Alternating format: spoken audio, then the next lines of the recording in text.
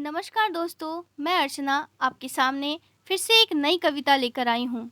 और यह कविता क्षितिज भाग 2 कक्षा 10 के पाठ्य पुस्तक से ली गई है। कविता का नाम है यह दंतुरित मुस्कान और इसके रचनाकार है नागार्जुन जी।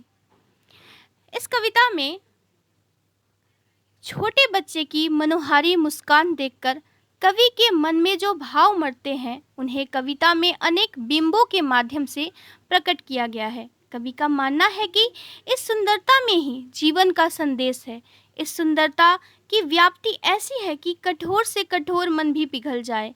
इस दंतुरित मुस्कान की मोहकता तब बढ़ जाती है जब उसके साथ नज़रों का बागपन जुड़ जाता है।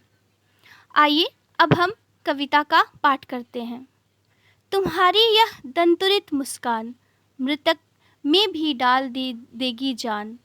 धूली धूसर तुम्हारी ये गात छोड़कर तालाब मेरी झोपड़ी में खिल रहे जलजात।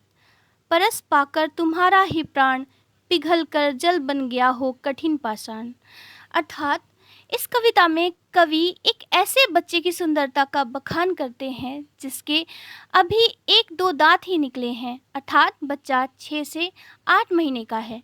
जब ऐसा बच्चा अपनी मुस्कान बिखेरता है तो इससे मुर्दे में भी जान आ जाती है। बच्चे के गाल धूल से सने हुए हैं, ऐसे लग रहे हैं जैसे तालाब को छोड़कर कमल का फूल उस झोपड़ी में खिल गया हो।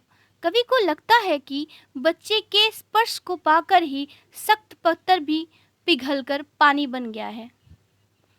आगे की पंक्तियां पढ़ते हैं। छू गया तुमसे कि झरने लग पड़े शेफालिका के फूल। बांस था कि बबूल, तुम मुझे पाए नहीं पहचान। देखते ही रहोगे अनिमेष, थक गए हो आँख लूं मैं फेर। अर्थात कवि को ऐसा लगता है कि उस बच्चे के निश्चल चेहरे में वह जादू है कि उसको छू लेने से बांस या बबूल से भी शेफालिका के फूल झड़ने लगते हैं। बच्चा कवि को पहचान नहीं पा रहा है और उन्हें अपलक देख रहा है। कवि उस बच्चे से कहते हैं कि यदि वह बच्चा इस तरह उन्हें अपलक देखते देखते थक गया हो तो उसकी सुविधा के लिए कवि उससे आंखें फेर लेंगे। आगे की पंक्तियाँ इस प्रकार हैं।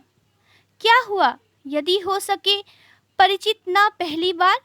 यदि तुम्हारी माना माध्यम बनी होती आज। मैं ना सकता देख, मैं ना पाता जान, तुम्हारी यह दंतुरित मुस्कान। धन्य तुम माँ भी तुम्हारी धन्य, चीर प्रवासी मैं इतर में अन्य। अर्थात इस अतिथि से प्रिय तुम्हारा क्या रहा संपर्क।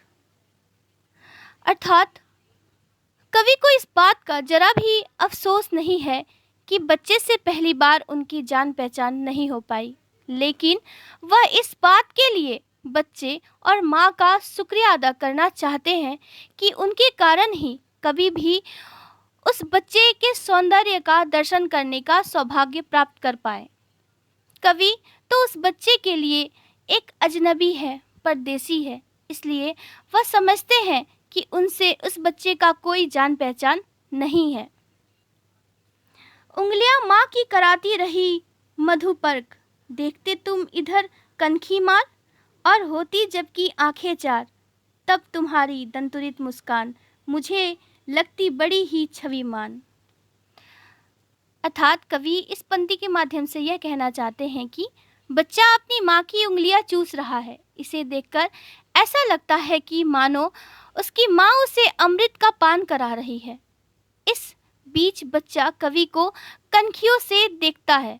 जब दोनों की आंखें आमने सामने होती है तो कवि को उस बच्चे की सुंदर मुस्कान की सुंदरता के दर्शन हो जाते हैं।